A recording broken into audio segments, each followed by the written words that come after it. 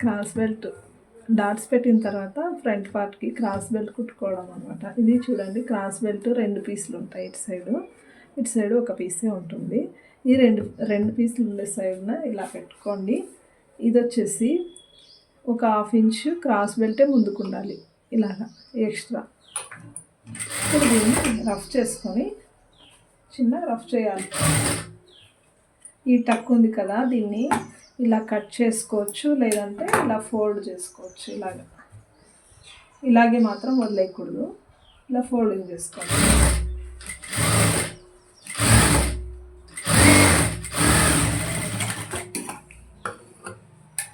ఇప్పుడు ఇక్కడ ఇది ఉంది కదా, షోల్డర్ వైపు నుంచి ఇలా చిన్నగా ఫోల్డ్ చేసుకుంటా లోపలికి ఫోల్డ్ చేయండి. క్రాస్ బెల్ట్ లోపలికి ఈ సింగిల్ పీస్ ఉంటుంది కదా క్రాస్ బెల్ట్, దాని మీదకి ఇలా ఫోల్డింగ్ వచ్చిన తర్వాత ఇంకొక కుట్టు పెట్టేసుకోండి.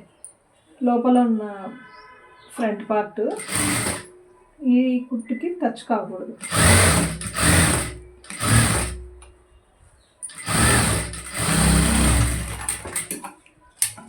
చూసారు కదా, ఇది ఇప్పుడు ఈ ఫోల్డింగ్ అయిందంతా బయటకు తీసుకోవాలి.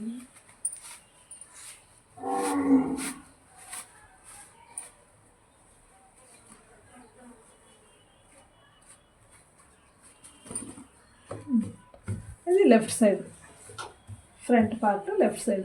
ఇప్పుడు ఈ కుట్టు మనకు అవసరం లేదు, ఇలా లాగితే వచ్చేస్తుంది. చూడండి, ఈ కుట్టు కుట్టడం వల్ల మనకు లైనింగ్ జాయింట్ ఈజీగా అయిపోతుంది.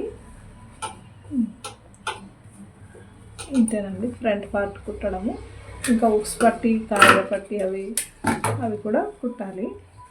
చూడండి, ఆ ఉక్స్ పట్టి, కాజా పట్టి స్ట్రైట్గా రావాలి అంటే ఈ క్రాస్ బెల్ట్ కుట్టేటప్పుడు 1/2 ఇంచ్ ముందుకు ఇలా వదిలేసి కుట్టుకున్నామంటే ఇలా సమానంగా వస్తుంది, ఇలా స్ట్రైట్గా. చూడండి, క్రాస్ లేదు. కొంతమంది కుడితే ఇలా ఉంటుందన్నమాట. ఇది ముందుకు వచ్చేసి ఇలా, ఇవన్నీ వెనక్కి ఇలా బ్యాక్ సైడ్కి వెళ్ళిపోయి ఉంటాయి, క్రాస్ అయిపోయి ఉంటాయి అనమాట. అలా లేకుండా స్ట్రైట్గా వస్తుంది. ఇప్పుడు ఇక్కడ క్రాస్ బెల్ట్ కుట్టేటప్పుడు చూపిస్తాను చూడండి. మీకు అదే పనిగా ఒకటి అంటే క్రాస్ ఎందుకు వస్తుంది అనేది చూపిస్తాను. క్రాస్ ఎందుకు వస్తుంది, క్రాస్ బెల్ట్ ఇలా సమానంగా పెట్టుకొని కుట్టినప్పుడు పెద్ద కుట్టు పెట్టి కుట్టి చూపిస్తాను మీకు. దీన్ని మళ్ళీ నేను కుట్టుతాను.